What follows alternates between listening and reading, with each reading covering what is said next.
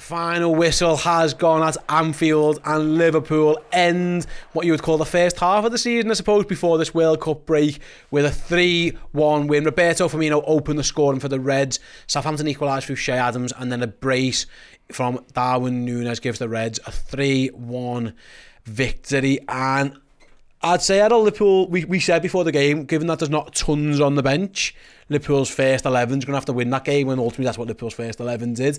Liverpool's first 11 got the job done. And I loved it for us, because we haven't in recent weeks had the options and the strength or the depth on the bench, really. And we've had to dig deep in games, but I think the more we've had to dig deep, the better the chemistry and the bond has become between this front three. And we've reverted back to that 4-3-3 now. I think the issues defensively, if we kind of got, for the most part, got them out of our system. We seem a little bit more composed at the back. We don't seem to be getting caught out. We're not, apart from obviously the set piece today, we haven't really been giving away easy and gifting easy goals to other teams. So it was nice that you can kind of feel a little bit more comfortable defensively, the setup. But then you're thinking, right, these lads have got to go again up front. Have they got it in them? Have they got the ability to go again?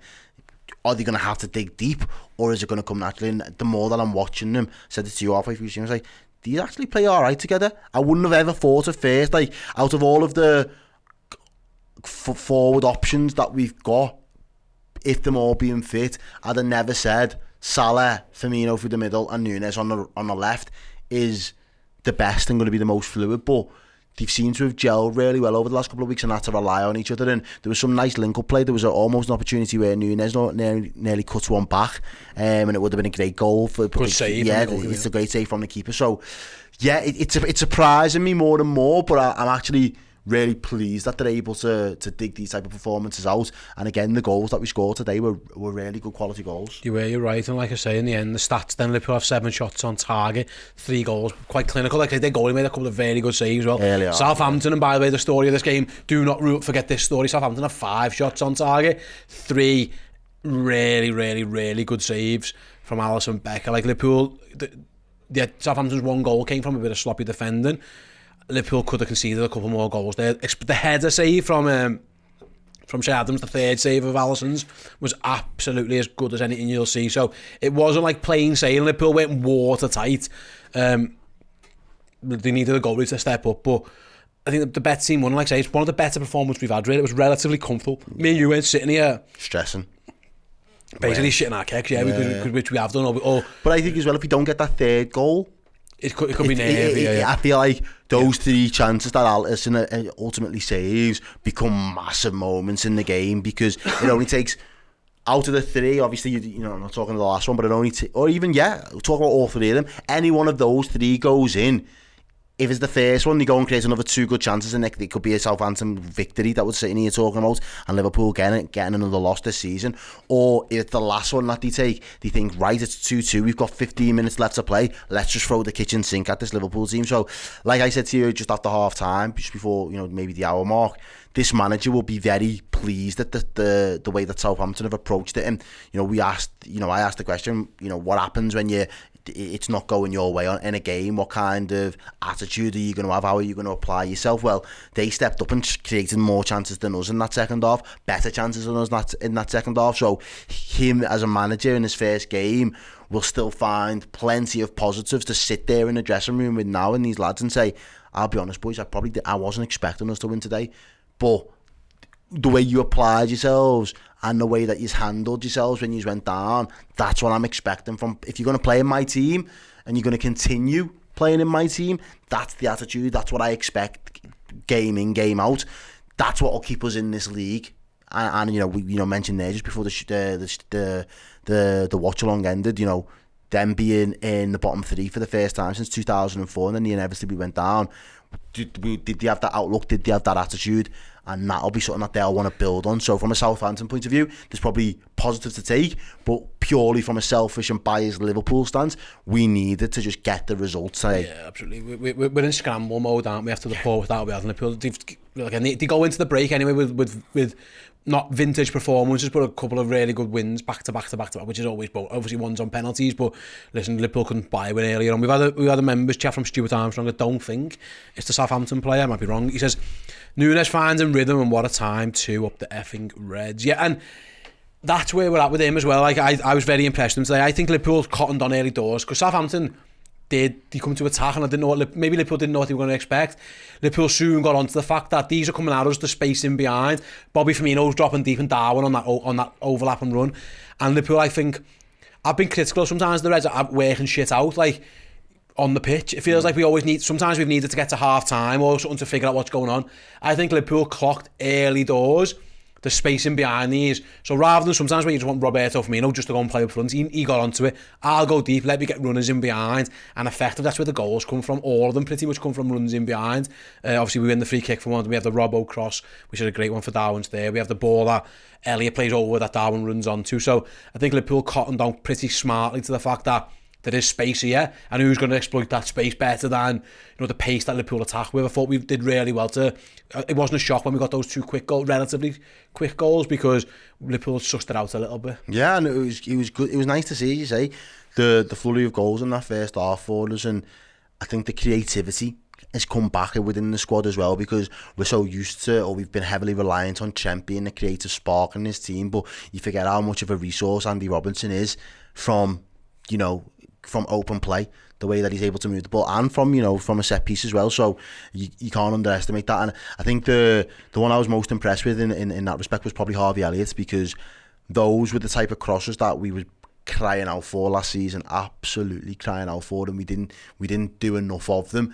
We was doing these hit and hope crosses from all sorts of wide angles, and they were just too easy and too predictable. Defenders had the read of us, and we didn't really have a target man to really aim for. I think when we bought Nunes, I think a lot of people expected that, that combination of those wide crosses and having him in the box, he's going to eat loads off Trent.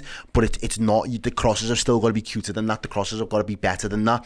And I think today's example of that was the way Harvey Elliott, he comes infield a little bit more, but he finds a nice way to clip a ball over towards that back post, because he knows that that's where Nunes is going to peel off to, and he does it really well. And I think they're the type of goal for me which are like the archetype goal that City score, where they just know that's our strength. That's the play that we need to hit. We need to hit him on the cutback, or we need to hit him with the ball into the box, direct to him, so he has a one-touch finish, and they get that done so well. I'd like to see Liverpool start to embed more of those goals, because you can create 4 or 5 of those chances in a game, and you only really need 1 to pull off, 2 to pull off, and you've got yourself a couple of goals.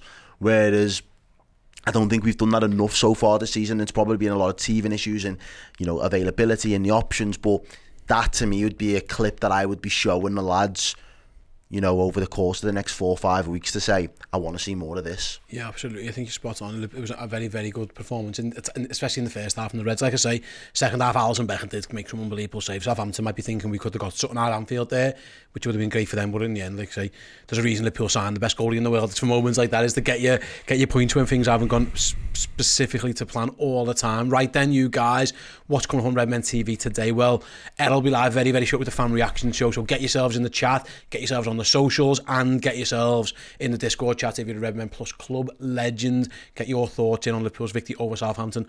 I'll be over at the board a little bit later on with the player rating show, so again, YouTube for that one. Come and get yourselves involved, help me out a little bit there. Over on redmenplus.com a bit later on, we have the instant match reaction for the final time before Christmas, well, before the World Cup, because there's a game now against City before Christmas, the final Premier League game before Christmas, let's put it that way. Errol and I, instant match reaction. We'll be talking about the major points around the game that we'll be streaming on redmenplus.com live in an hour or two's time. Again, if you sign up to Redmen Plus right now, not only will we get access to that content and all the great content we've got coming up over the next few weeks, you'll also get a link that can get you 2 free tickets to our live show as well. We'll be down at Coyote Ugly Bar tomorrow. We can celebrate a couple of victories on the spin for the Reds, maybe some type of mini revival in the season after what's been a bit of a difficult start. But yeah, Errol, we said today, get the job done. Whatever else happens around the country is what it is. Liverpool just needs to win this one. We don't want to go into this break feeling like, oh, for fuck's sake, like, after we felt like after we got beat by Leeds or the Forest game, this one just had to be a win. Yeah. The fact that Liverpool won with a decent attacking performance in the end we can go into this team performance, mate. I'd say everyone played their part. We can go into the 6 weeks break thinking, you know what, it's not been great. Don't get me wrong, we are not where we wanted to be, but there are green shoots of recovery. Yeah. It isn't down the road where they're burning shirts and throwing shirts back at their own players out the crowd. Like, it feels like there are tiny green shoots of recovery. 100%, and we signed off in the best possible way. You know, it would have been nice to have kept a clean sheet, but I think Alisson, for his confidence, he knows he's in, you know, it's probably the form of his life. The minute Nunes is going to go to the World Cup thinking like he's probably not in the form of his life, but he's in good form now and he knows what's needed. And we've signed off in a good way, in a good manner. And we've been we was very effective in getting the job done in 45, and then the rest of the team needed to step up. And as you say, when you've got a goalkeeper that's the best in form in the world right now, and he is just head and shoulders above anybody else in category, you've got to be thankful, man. Got to be thankful. Be it or no be it, Alisson Becker always delivers right then. Like I say, fan reacts and player ratings on the YouTube channel. Instant match reaction, of course, on Redmen Plus. Keep an eye out on the YouTube channel as well for the guys' reaction. Chloe and the team down there outside Anfield. Paul's reaction from Anfield as well. Redmen Plus, the In The Ground podcast. We've got you covered every single way from this game. Yeah, we're going to be off, obviously, in terms of watch-alongs for about 6 or so weeks now. So thank you, everyone who's joined us for every game, the first half of this season. Like I say, it hasn't always gone well, but you guys support the channel. It really does help us out. It helps brighten the mood sometimes, not all the time, but sometimes. So yeah, thanks very much for watching today. Let's all go and have a nice break, and we'll see you all just before Christmas. Take care, everyone. Goodbye. Hi, everybody. Thanks for watching the show. Hope you enjoyed it. If you did, make sure you give it a like on the way out. Did you know you could get some hoodies, t-shirts, and any accessories from redmenmerch.com? So head on over there now and grab yourself something.